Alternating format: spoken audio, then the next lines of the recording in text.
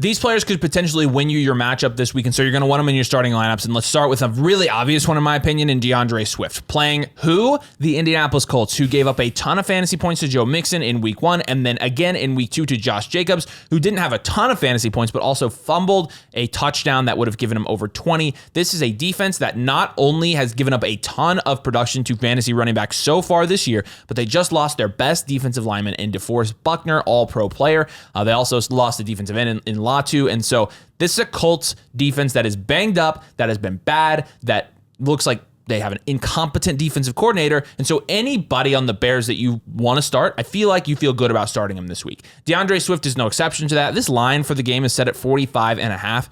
My guess is that you don't see Khalil Herbert vulture the touchdown every week. And obviously that's something that we have to monitor going forward. Not to mention when you're looking at DeAndre Swift and his production so far earlier in the season, he's not really been super efficient. And I think if you do see this efficiency continue, 3 yards per carry in week 1, 1.2 yards per carry in week 2. He had 14 attempts for 18 yards in week 2. Houston and Tennessee, both fairly good defenses. Indy's not. So maybe this is Swift bounce back game. I'm going to bet that it is. He did have 5 targets last week. However, he's been really inefficient. I will be monitoring if Khalil Herbert does cut into that workload. In terms of the matchup, it couldn't be much better. In terms of the injuries the Colts sustained, that even adds to that. And then Swift continues to get, even though you had Herbert come in and take the touchdown last week, he does continue to get the majority of the volume there. And so I think that DeAndre Swift is a great start this week. I think you're flexing him. You feel really good about it. And I also feel like some of the other Bears could be good starts as well. Keenan Allen got a big bump in our rankings. You saw Rome Odunze get a little bit of a bump, and you saw DJ Moore as a top 12 wide receiver in our rankings. All of these Bears project well this week against the Colts, but Swift is going to be the running back that we pick out, and we're going to put him in our flex spots this week for fantasy football. Yeah, and we're going to go ahead and sit Jaden Reed. I know this is maybe a little late because everyone saw what Jaden Reed did without Jordan Love in week 1 against the Colts, but look, Malik Willis threw the ball 14 times. And they ran the ball like 1,000 times. And I think they're going to do that again against Tennessee in week 3. Jaden Reed still showed that he's very explosive, has big playability. He was really close to breaking one away for a touchdown. But he still only had like 2 targets, 2 carries for 37 yards. He's still getting some rushing usage as well, which I think is really fun to see for him just as a talent and as a player. He's kind of a do-it-all weapon for the Packers. But look, in week 3, we're going to have very, very conservative expectations for Jaden Reed. Give him a break while Malik Willis is sucking.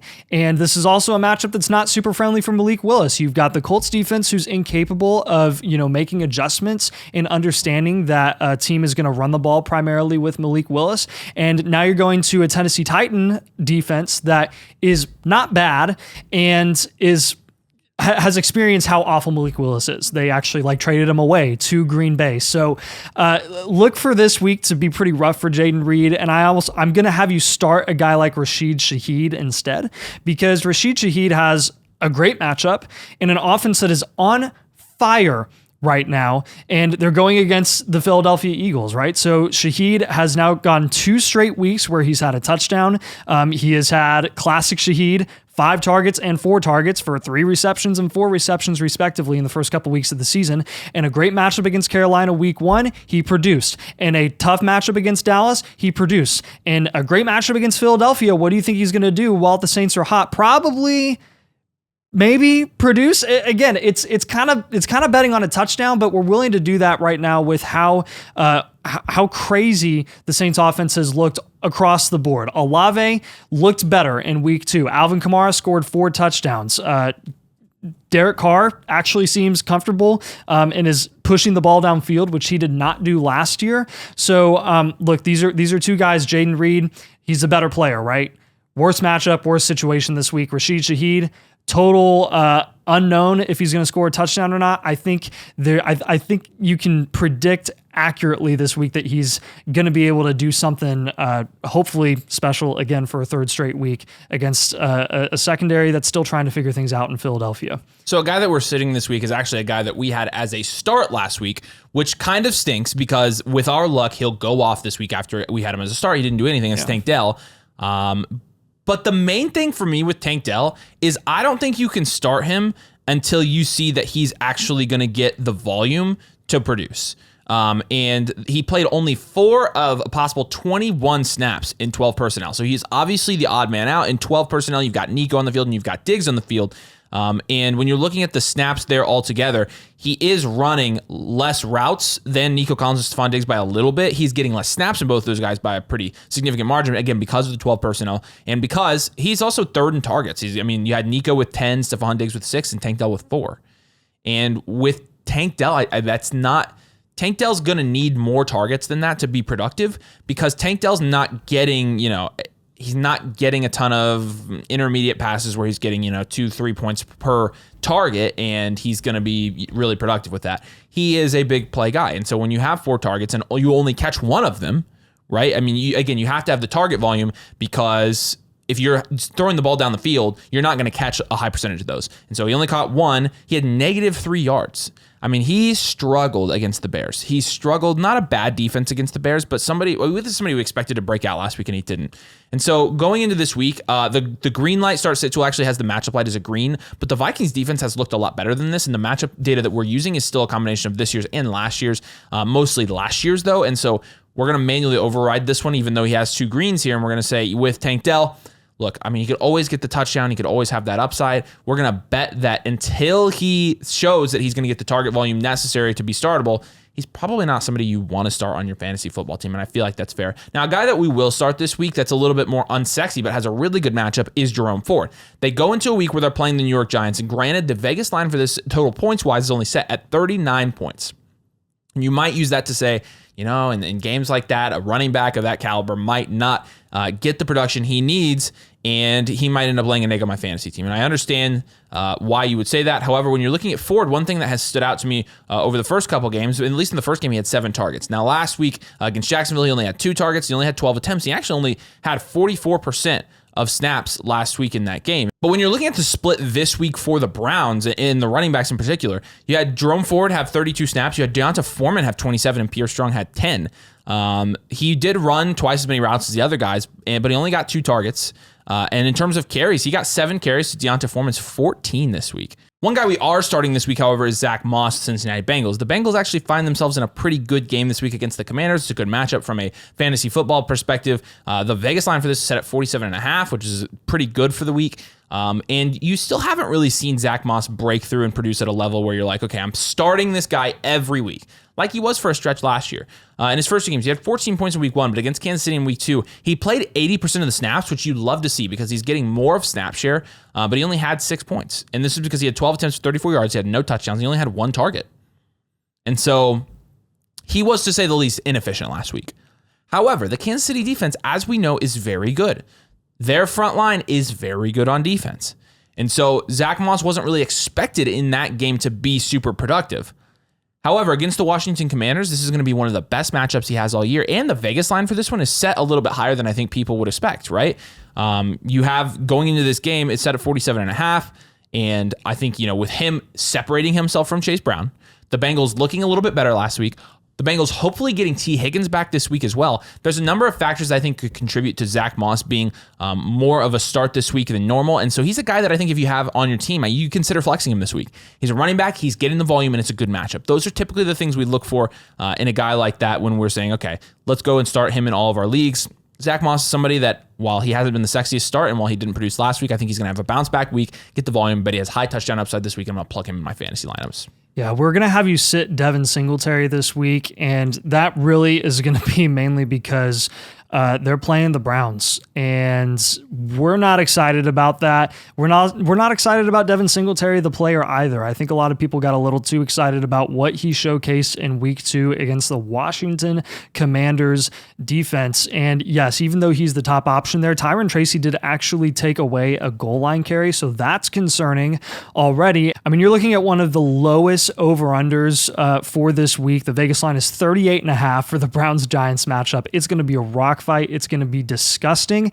And I don't think Devin Singletary is going to be capable of pushing the ball downfield against that front line, against that defensive line for the Cleveland Browns. Like, he's got red lights all over the place. The offense light, red. The Vegas light, red. The context light, red, because Daniel Jones sucks. And the matchup is just, it's too unfriendly for me to be comfortable starting already a bridge running back that's not expected to be there as the lead back long term. So look, if you're going to start anyone in that offense, go ahead and start Malik Neighbors. Go ahead and start freaking Wan'Dale Robinson if you want to. Like, I do not want to mess with Devin Singletary in this matchup. It's going to be ugly for the Giants. They're probably going to get walloped. A running back that I do like starting this week is David Montgomery, and I think a lot of people are going to want to put them in their flex spot when they have the ability to every single week, but you definitely want to this week against the Arizona Cardinals. I think last week, Arizona only allowing the Rams to score 10 points was kind of fool's gold because the Rams have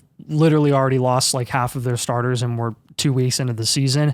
Arizona still has a lot of deficiencies defensively, and I think David Montgomery is going to reap the benefits when he's already getting all of the red zone opportunity and continuing to score touchdowns, continuing to score 15 points while Jahmyr Gibbs scores 15 points.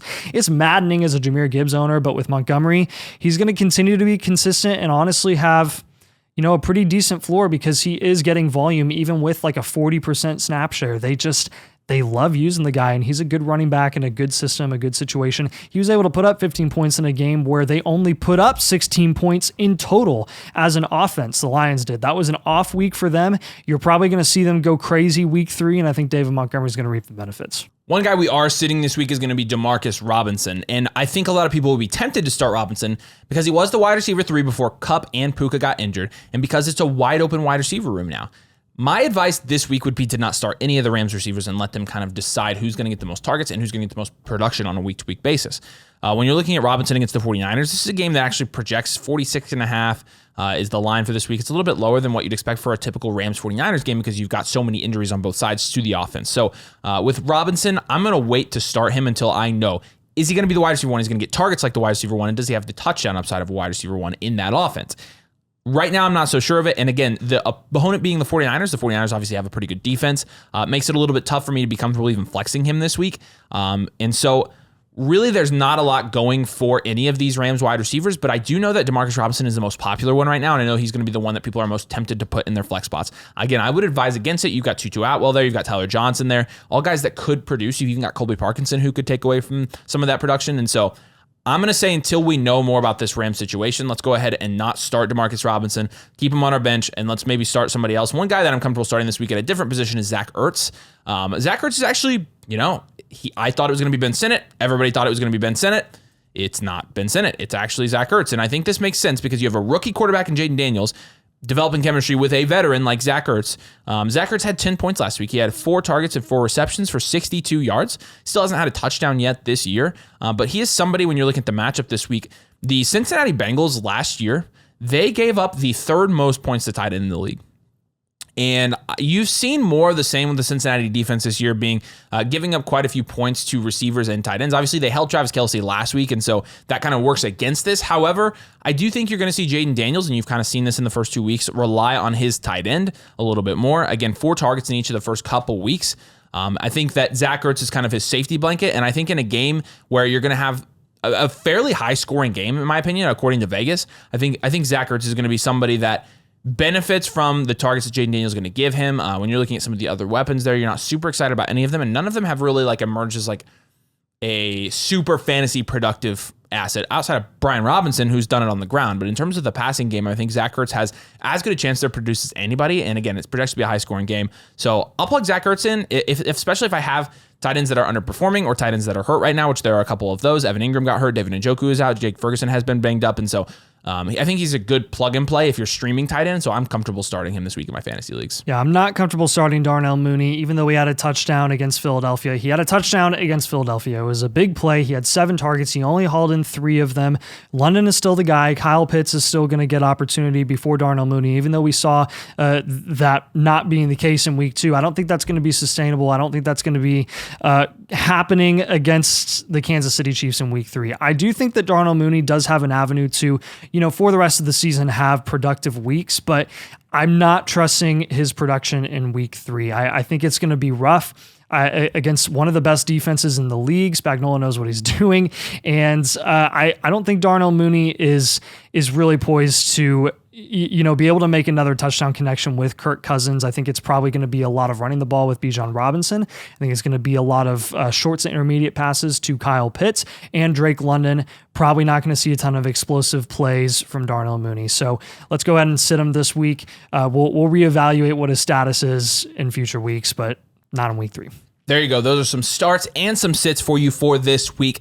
Hope you can digest this advice. Do us a huge favor, drop a like on this video, and make sure you subscribe if you play fantasy football. We really appreciate that, and those 2 things help us out a ton. We're trying to hit 20,000 subscribers, so you can really help us do that. Also, go to flockfantasy.com/domain. When you sign up and use code DOMAIN, you get all of our rankings. You get the Greenlight Start Sit tool we used in this video with the Mother Flocker tier. If you have the annual Mother Flocker tier, you not only get 30% off using code DOMAIN, but you also get a free team blueprint, which is a team review for your team that Nathan and I do for you. You can kind of help you determine the direction of your fantasy team for the rest of the season. So like I said, flockfantasy.com/domain. Appreciate you guys so much. We'll see you later.